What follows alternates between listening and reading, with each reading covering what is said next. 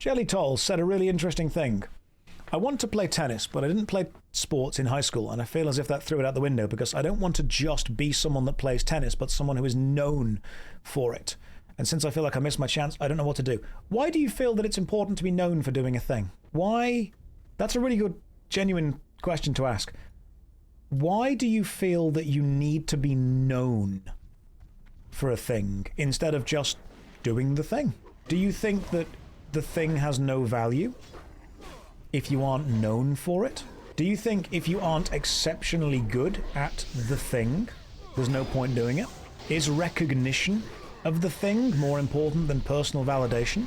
If you wouldn't enjoy something unless you're known for doing it, you're looking for external validation instead of internal validation. I'm not saying you're wrong for wanting it, but why? If you want to play tennis, go and play tennis. You won't be good at it, but you will learn. You will process it together. Find someone else that's also bad at tennis. Bad at tennis, not bad at tennis. Is it because you see influencers being really good at things and you think that if you aren't really good at things, then it's worthless? Because I see so many people, especially nowadays, think that doing something isn't enough. They have to be good at it. Can you enjoy something if you're bad at it? I enjoy WoW. I'm not great at it. We're watching it right now. Yes, you are. Just because somebody is better than you at something doesn't mean you can't enjoy it. It's like the saying, oh, you know, you can't be sad because there are people sadder than you. That's dumb. Of course you can be sad, even if people have it worse. Flip it and reverse it. You know when someone says, oh, don't be sad, there are people that have it worse. Imagine the opposite. Don't be happy, there are people that have it better. What a silly thing to say. You can be as good or as bad at something as you like. If you like the process of doing it, that's fine. You can let things affect you or not affect you as much as you personally want. Sports teams can be a rough time if you're letting your team down. Raj, we're not talking about letting your team down. We're talking about people on the team who understand why you're playing. If people on the team understand that you are playing for the experience of playing, then letting them down is not going to be a major issue. As long as they know what to expect and you know what you can give. It's okay to engage with something and say, hey, I don't want to be exceptionally good at this. I just want to enjoy it. As long as everyone else around there also enjoys it, that's fine too. You got to find the right people to hang out with. I know that the general audience has gathered from that message was ego, but to me it's because I want tennis to be my everything, and the fact that it consumes my thoughts makes me feel like I can't just be okay at it, but I don't know. Let me think about it a bit more. I mean, Jelly, if you want to play tennis, just go and play tennis. If you want to be good at tennis, go and play a lot of tennis. Be bad at it for a long time. It sounds horrible, but the trick at being good at something is to be bad at it for a really long time. If you can be bad at something for a long time and keep learning how to get slightly better at it. Also, please be aware of this. This is very important. People say practice makes perfect. It does not. Practice makes permanent. If you practice something wrong, you will learn it wrong. It will permanently become wrong. Do not simply practice with the idea that if you do something enough, you'll get good at it. If you practice enough, you will become permanent at whatever you are practicing. It will ingrain it within you. So practice does not make perfect. Practice makes permanent. If tennis was like a general example, or if tennis was you want to be a tennis player, keep going then. Play tennis, work out what you can do, work out what you can improve on. Being bad at something is the first step toward being sort of good at something. Absolutely. Don't make changes every single attempt. Of course, change slowly. If tennis is something that you really like and really enjoy, then playing it is going to bring a level of joy. Was tennis like the exact example that you were giving because you genuinely do care about tennis, or was tennis like a general example that you were giving? Like if you need to be known for everything that you do, then that's a little bit over the top. If you are just really passionate about tennis, then great. People who are passionate about things are the best. The question is, have you played tennis before? Because I've played tennis before. Not very good at it, but I've played it. It's just tennis, nothing else. Okay, Jelly, have you played it before? Have you played lots of tennis? Because if you haven't played lots of tennis, then the idea of being really good at it meaning something to you is just going to be you like the idea of being something, not you actually like the thing. He wrote in a previous message, what, that he had or hadn't played it? I played tennis, didn't let me known, playing for about a year, but everyone around me started at like 13 and grew up in a not so well off family, they can afford it now. Jelly, in that case, just keep playing it. Time in the market is better than timing the market. Consider this. This is really important to remember, okay? If you post more than 5 YouTube videos, you are in the top echelon of YouTubers. If you stream to more than 5 people, you are in the top 5% of Twitch. If you consistently do something, you are already better than the vast majority of people at that thing, because consistency is the most important thing.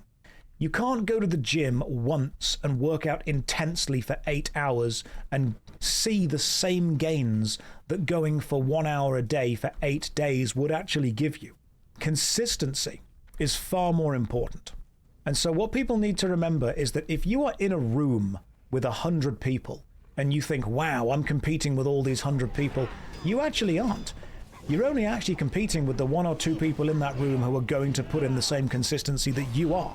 So if you want to be good at something, you are competing against a far smaller group of people than you realize. Maybe all your friends started earlier. Maybe they're all better at you right now, at the thing, than you are right now. Are they going to keep going? Are they going to be consistent? Because if they're not consistent, you will overtake them. If you want to do it, then keep going and keep doing it. Here's an example that I use, and this is a very important teaching example, and I used to explain this to people in class and in school all the time. Very few students in school learn how to learn. They don't learn how to get better. And to give an example, tell me if this feels familiar to you. How many of you in school were able to naturally do something, and so you didn't actually learn the process or the theory about how to do it? You just did it. These are normally the kids that get called gifted and talented in the earlier years. And there is a very, very well-documented pipeline of the burnout from gifted and talented to actually has no idea what to do. Because if you are gifted and talented at a certain subject, you do not need to learn how to improve. You are already starting at a higher level than most people in the class are. You might even be starting at a higher level than the most of the world is. But here's the thing. You will start at a higher level, and you will be able to achieve and solve all the problems that are presented to you. But you will never learn how to learn. You will never learn how to improve because you quite frankly don't need to. Has anyone played Dark Souls before? Has anyone got the Drake Longsword? If you guys haven't got the Drake Longsword, what you'll be interested to know is the Drake Longsword is really good in the early game. Like, it's super powerful, but it does not scale. As in, as you get stronger or faster or tougher, the sword doesn't get better. You simply start with a good sword. This is a bit of a noob trap, because what that means is it never gets better as you level up. You use it, you rely on it, it becomes a crutch, but you never see any improvement in it. So this is what we see in schools.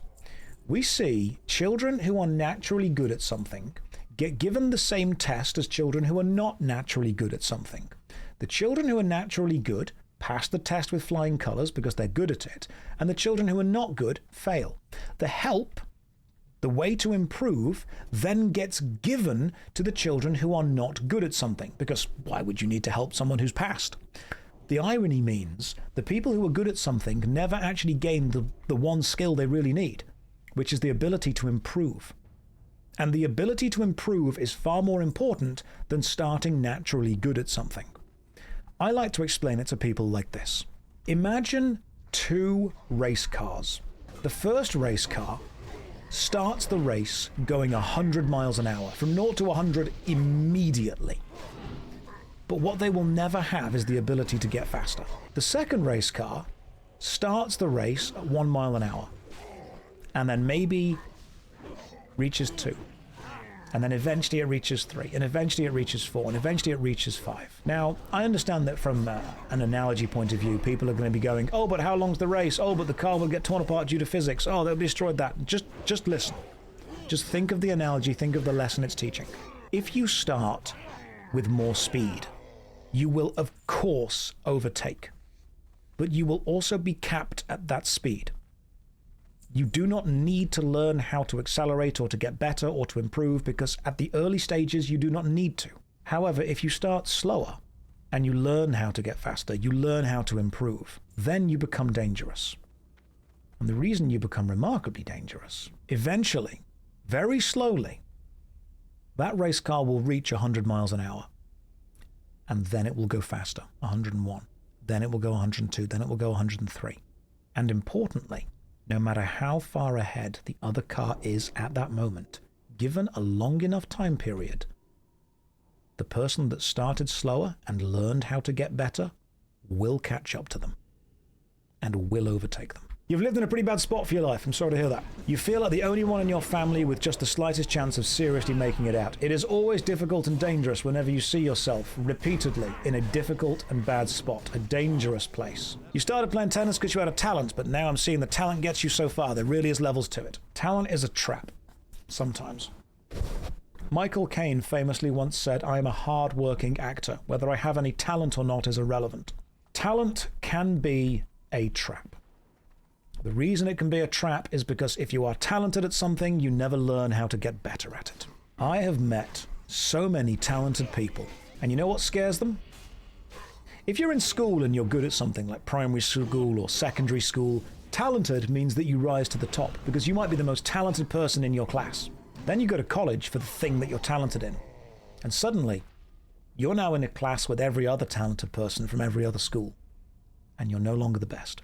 Potentially, if you're the best in college, you go to university, and suddenly your talent puts you in a group of other people who are also talented, and then you realize that you're no longer the best. And then you put a load of people together who were naturally talented, and none of them needed to ever learn how to improve because they were just talented.